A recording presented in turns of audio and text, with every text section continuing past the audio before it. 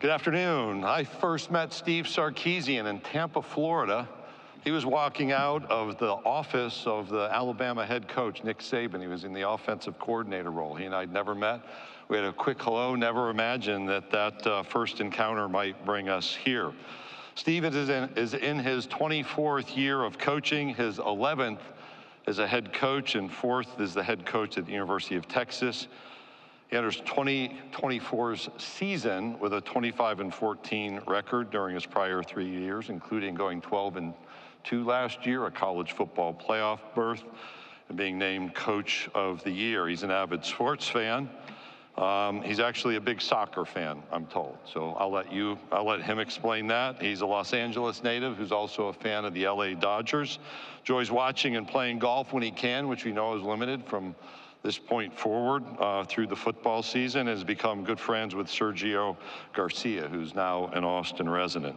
It's sometimes forgotten that he was a quarterback in his own right. I was here in Dallas where he played his final college game and was offensive MVP of the Cotton Bowl back in 1996 for BYU. First appearance at the SEC Football Media Days for the University of Texas head football coach Steve Sarkisian.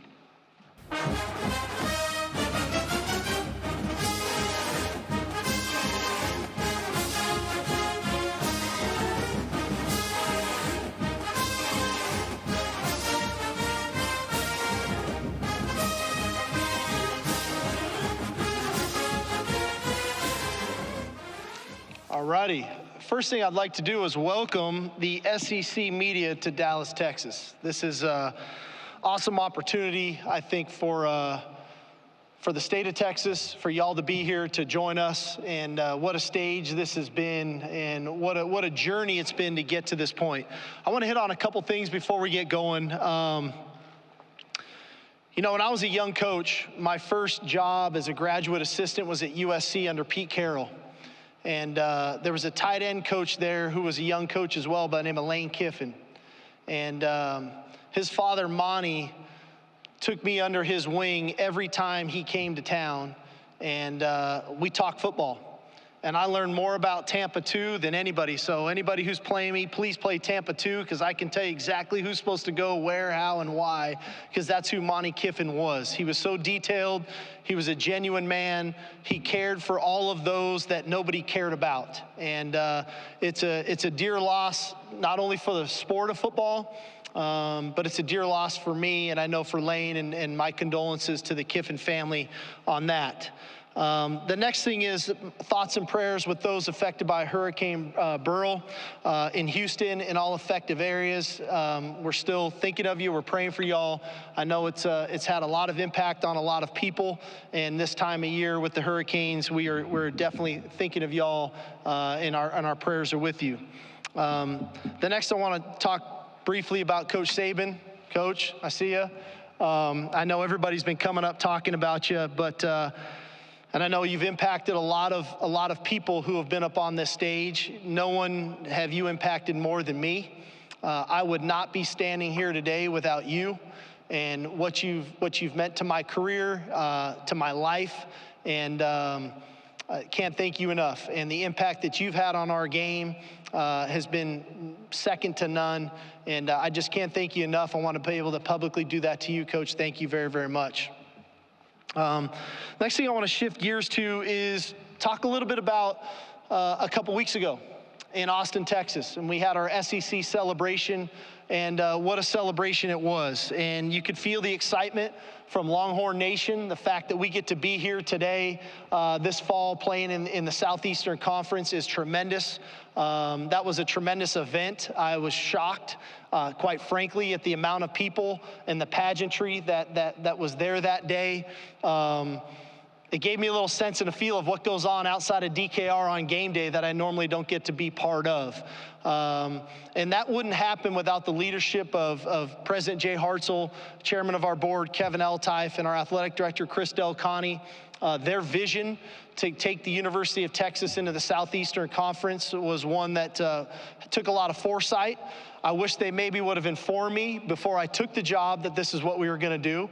But I didn't get informed that until afterwards. But I said, hey, we already had to build a team that was going to have to beat the best team in the SEC if we wanted to win a national championship. So not much had to change there for us on that front. And then lastly, I'd like to thank Commissioner Sankey, his guidance, his leadership, to be part of this with him, what he's been able to do in this conference to put it on the forefront on the national stage has been tremendous. And I was just joking with him in the back. So we flew in this morning, we landed, and we get off the plane, we get in the Sprinter van, and we got a police escort to media days. If it just means more, I mean, it just means more right there. The fact that we had a Sprinter van with a police escort to come to this was tremendous. As far as our transition in the Southeastern Conference, I think the key word is respect. We have a ton of respect for this conference. We have a ton of respect for the teams, the coaches, the players, and the fans. This is the elite conference in college football, and we're fortunate enough to be part of it. And we won't do anything without having a level of respect of who we play, where we're playing them, the types of players that they have, the coaching that they have. And I think on the flip side of that, we have to go earn their respect. We're not going to get anything in this deal. Nothing's going to be free, okay? We're going to have to go earn the respect of our opponents, the opposing coaches, the opposing fans, and that's going to be kind of on the forefront of what we do. But the beauty of this conference is really the pageantry. You know, I've been fortunate enough to have spent 3 years in the Southeastern Conference. The pageantry of the games, the stadiums that you get to play against, the iconic programs, that's the beauty of the Southeastern Conference. And the fact that we get to be part of it now, it's finally here, is pretty exciting. It's just a great opportunity. As far as our team goes, I think this team has been really, really focused. You know, it's been a long time coming for Texas to get back to this stage. Last year was a tremendous run. We fell short in the semifinals in the Sugar Bowl, coming off of being Big 12 champions. We set a school record with 11 players drafted in the NFL draft, and that's a real credit not only to our coaches for trying to recruit good players, but I think to the development of our players in our program, not only on the football field, but in the weight room, in the classroom, and in life, that the NFL sees players in our program that can come in and enhance their teams to help them try to go win a Super Bowl. There's an idea of obsession going on in our locker room right now.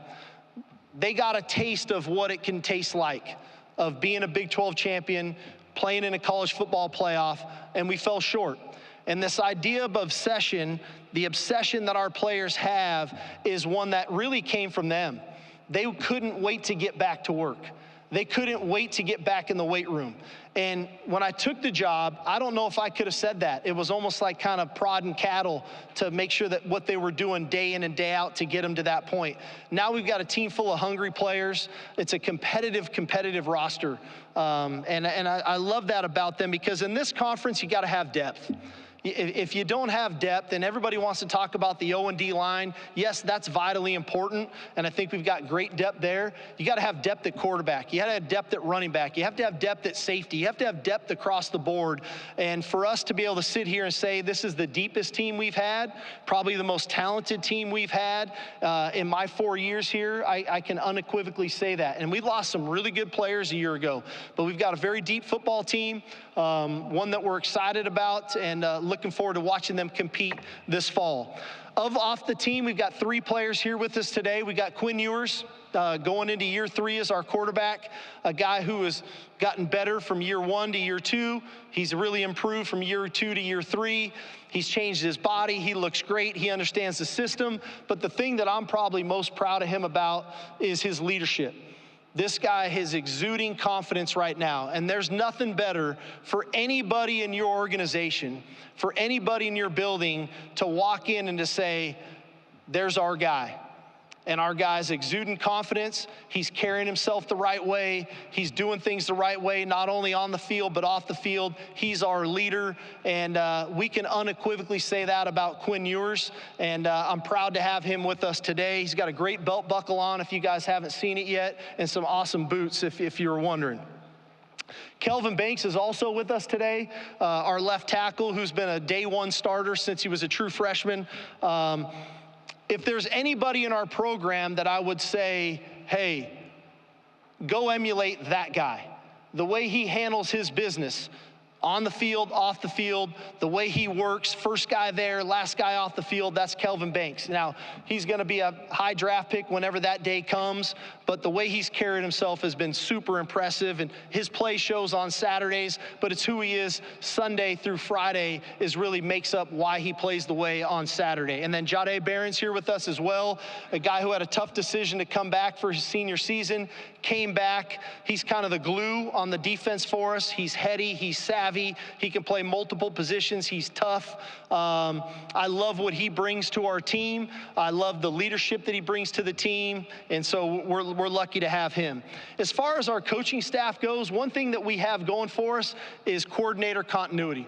I've had the same coordinators in 4 years now here at Texas, with Kyle Flood on the offensive line, offensive coordinator, Pete Kwiatkowski is our defensive coordinator, and then Jeff Banks is our special teams coordinator. From an offensive perspective, if you haven't ever seen us play, we believe in balance. We believe in trying to make it hard on the defense with multiple personnel groupings, formations, motion shifts. We love to run the football. We love to play action pass. We love to RPO. That's not going to change. Okay, so if you're wondering how's it going to look with the new headset communication thing, we aren't going to change. We're going to do what we do. We're just going to try to do it better than we did a year ago. Okay, defensively, I think one thing that we've really tried to evolve into, we've really tried to commit ourselves to stopping the run, and I think that showed a year ago. We have to be better in pass defense, and there's two ways to get better in pass defense. One, got to cover people better, right? You got to guard people better. You have to have people that can guard them. You also have to have the schemes to guard those people, but you have to have a better way to affect the quarterback. And so we've really tried to invoke that into our team of how do we create more of a pass rush to affect the quarterback, which I think we've improved upon this year, and we'll see the benefits of that. And then on special teams, you know, we're an aggressive special teams unit. We try to go block the kick. If we're not going to block the kick, we're going to try to return it for a touchdown. That's just the way we operate, and Coach Banks does a great job with that, and looking forward to another great year. And when you have depth on your team like we have right now, that's when your special teams can really start to rise up, because we try to play our best players on special teams. And when you've got multiple good players, now that depth can permeate to special teams, and so we think we're going to be even better on teams than we've been in the past, and we've been pretty good. And in the end, for our team, we have to be mentally and physically tough. And that's the way we preach, that's what we teach, that's the way we work, that's the way we work in the off season. That'll never change. And for any of you who have ever been to Austin, Texas in July, and you start walking in DKR and running in DKR at 4 o'clock in the afternoon, you better be mentally and physically tough, and that's what our guys are doing right now. I'd say a couple things in closing, and then we get to questions. At the University of Texas, the standard is the standard, okay? Part of that standard is our culture, all right? Our culture is what makes us who we are. We take a lot of pride in our culture. We pour into our culture. We are a very connected group. We love one another. We work with one another, and that's not going to change, okay? But at the University of Texas, part of the standard being the standard is competing for championships. I'm up here talking about football, but it's at every sport. It's at every level. And so regardless of the conference, and that's to take nothing away from the SEC, our goal is to come into this conference and compete for a conference championship. It is what it is. That's why you go to the University of Texas, so that won't change. And I want to leave you with this. When I took the job at the University of Texas, and I walked into DKR, and one of the first signs I saw was a quote that I've put up now in my office that I'll always and forever hold on to. The pride and winning tradition at the University of Texas shall not be entrusted to the weak nor the timid. And that's not going to change now that we've changed conferences. We're going to go attack this thing. Like I said, we've got a ton of respect for this conference and the teams in this conference, but we're going to go attack it, and we're going to go try to win a conference championship, because that's why we're at the University of Texas. So we're looking forward to it. We're looking forward to renewing rivalries with Texas A&M and with Arkansas. We're one of the few schools with realignment that has benefited from realignment, that we've gotten some rivalries back. And so we're looking forward to those things as well. And it's going to be a great year. We're looking forward to it. Thank you. Hook 'em. Okay, if you have a question, please raise your hand. Grant, Edley, or Kylie. Coach, we're going to start over on the right-hand side on the near aisle. Dennis. Sark, hi, Dennis Dodd, CBS Sports. I think we all totally get why Arch would come to Texas and basically face the prospect of perhaps sitting for 2 years. You know, the support system he's got, everything. But I wonder if you could just recount what that conversation was like, that may be the case, that you're going to get the training, you're going to get enough reps and experience here to get where you want to go. Well, I think that's something, you know, historically for us, you know, part of recruiting is your track record. And we've been fortunate to coach some pretty good quarterbacks. We've been fortunate to do it for kind of some decades now. We've been fortunate to have some pretty good quarterback rooms. And I think the Manning family is pretty well aware of that. And I think they trained Arch to try to put himself in the best position to try to play in the best conference in America, and then ultimately put himself in the best position to further his career playing in the National Football League. And so with that, you know, I think Arch's development has been important to the family, and he's reaping the benefit of those things. And so it hasn't been very difficult at all. I think it's been pretty simple for him. Coach, we're going to go straight in front of me, about 4 rows back. Kirk. Kirk Bowles from the Houston Chronicle. You haven't used a big rotation in your receivers, it seemed like, and with good reason. You don't want to take Xavier and AD off the field. But with so many in the portal, so many young receivers coming in, including Wingo, might you expand your rotation and play more of them, or it just makes it more competitive in practice? I think it's probably twofold, Kurt. We are gonna play more receivers. I think the length of this season, and because of not having all of the rapport with Quinn, some of that I have to feel out as games go. It is a very talented room for sure. And we've got 3 great transfers. When you talk about Isaiah Bond, Matthew Golden, Silas Bolden, 3 really experienced, good football players that came from good programs. We had signed a very good class the year before with Jonte Cook, DeAndre Moore, and Ryan Niblett. And then with this incoming class, I think it's pretty fair to say Ryan Wingo's a really good player for us. And so to think that I've got 7 quality players there, now, is it going to be a 7-man rotation? That'll bear itself out. But I do think we'll play more players than we have in the past. We'll rotate more guys than we probably have in the past. And then as we work ourselves through the season, when you start playing this many games, I'd love to tell you we're not going to get injuries. Injuries are going to occur. So we're going to play more players probably earlier in the season than we have, just because you don't have some of that experience that we lost from a year ago. But this isn't a lack of talent. This group is very talented, and by far and away our deepest receiver core that we've had in 4 years. Coach, we're going to go to the section to your right on the aisle.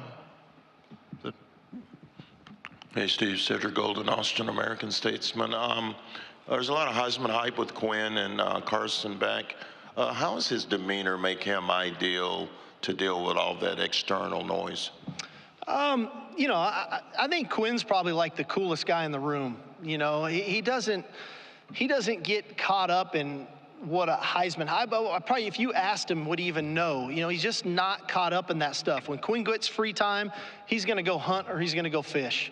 You know, when he's here, he's going to work, you know, and he's just working on his craft. He's being with his teammates. And so even in game, when you think about Quinn, when he shows those moments of emotion, right, on a great throw, it's almost like shocking to people, because even when the bad moments occur, he stays so calm and so cool in the moment that with the hype, I just don't think we have to worry too much about that. You know, he's more focused on trying to win a championship, playing the best football he can play, being the best leader, the best teammate he can be.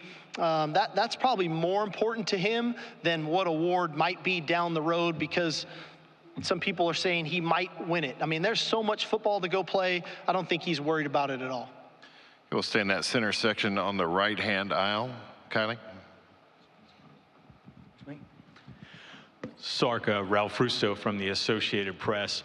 I know you probably would have loved to have hit the ground running and won 12 games in year one, but what changed over those 2 years building up to year three? Why was year three so much different? Why did it click?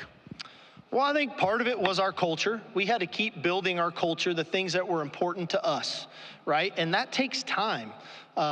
It takes time to learn the schemes. You know, you bring in coaches and you have an idea of what you want to run, and that's nothing against a previous staff, but maybe they didn't recruit the types of players that fit what we wanted to be and how we wanted to play. So that takes time too.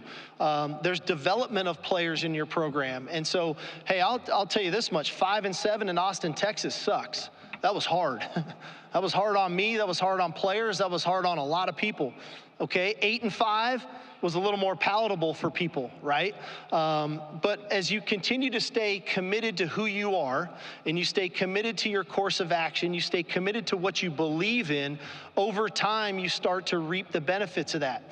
With that comes sometimes you have to, people that were supposed to be good players when you arrived maybe aren't playing as much, and maybe the guy that fit you a little bit better, you have to recognize and you have to play him a little bit more. But everybody earned their opportunity in our program over the past 3 years, and the beauty of it has been our players recognize that, and then now they know the process to go make it work. I was telling somebody earlier today about a story about the leaders on our team. You know, when we had Bijan Robinson and Roshan Johnson, everybody raved about their leadership ability, but we only had a couple of leaders. Last year, we raved about the leadership of about 5 or 6 guys, Jordan Whittingtons of the world, right? Byron Murphys of the world. This year, I could probably tell you I got 25 leaders because these guys have grown up in our program. They don't know any different than our culture. And so now when I don't even have to speak very long about what we believe in, because they live it every single day and I watch them live it every single day. And so that's the process, right? You're trying to develop leadership. Well, leadership takes time to develop. You just don't anoint a guy a leader if he doesn't believe in the core values of the organization. Coach, we're going to go straight in the front of my section, about midway back. Steve, Eric, Henry Horns, 24/7. Kind of piggybacking off of Kirk's question. Last year, you talked a lot about the versatility of the team and helping you win games with JB gone and the receivers and JT. Just wondering, what do you see as the next kind of natural evolution for the offense? Well, I think, you know, without telling Coach Norvell at Colorado State what we're going to do in week 1. You know, part of it is we always try to stay on the cutting edge. You know, I never want to get stale offensively. And I know what I said earlier, we're going to be who we are. But with that comes all of the subtle tweaks and things and formations and motions and personnel groupings and how do you group people the right way and to take advantage of it. Part of that is trying to play your best players. All right, part of that is to how do we tax the defense? And so we do have a very versatile offensive team. You know, the fact that, you know, we've got very versatile runners. We got versatile tight ends. The addition of Amari Nyblack has been great. Juan Davis, who I've been so impressed with coming out of spring ball and this summer.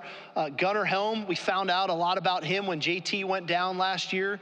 We use an extra tackle at tight end some. So we try to do a lot of things to people to make them prepare for it. And then in game, what are we going to call that game that maybe they didn't practice quite as much, or, hey, they have a deficiency here, let's go attack that a little bit more. So I'm not trying to avoid the question, but sometimes it's we implement an offense and then we tap into different aspects of it from week to week that we think, you know, behoove us to be successful. So we're going to go into the section to your right, just midway back. Olin. Yeah. Olin Buchanan, Texas coach, you have the unique experience of having coached in the Iron Bowl and the Red River rivalry. Now, last month in Destin, your athletic director said the Texas-Oklahoma game was a bigger game, a bigger event than the Iron Bowl. So what is it about that game that makes it a bigger event than the Iron Bowl or other SEC rivalry games? Well, I think this, and I've been fortunate. Like I said, I've been part of the Iron Bowl.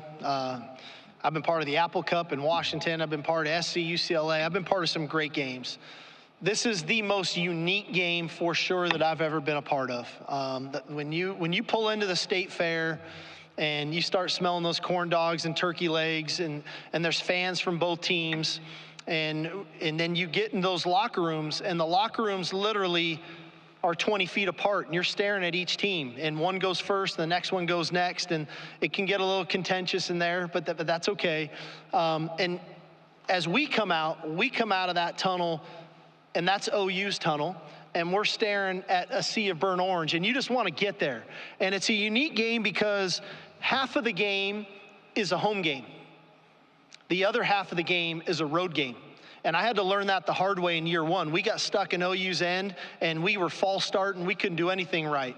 And so you have to play to that style of game. But it being split right down the 50, it's the who's who on the sidelines. And I'll tell you this about both teams. Both teams play as hard as they possibly can play in that game. And again, that's to take nothing away from any other great game that I've been part of, but this one is uniquely special. I think Norman's about 2.5 hours from Dallas. We're about 3 hours from Dallas.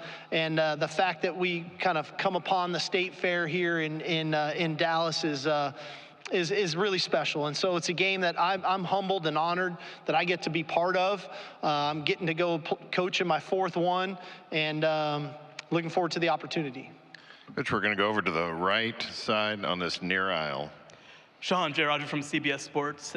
Coach, you mentioned rivalry games, of course. Since you've been here, what have you heard about the Texas A&M rivalry, and what kind of buzz is there for this game coming back? Well, it's a great game. It's a game that, like I said, divides households, and one that, it's interesting. As our players, I listen to our players talk sometimes, and they're like, our players are probably way more excited for this game than most fans would probably think, because we haven't played the game in a while.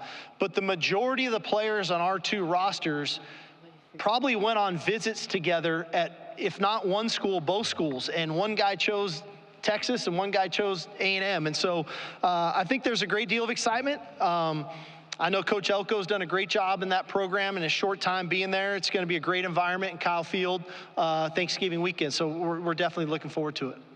Okay, we have time for one more. We're going to go right here in front. Jenny.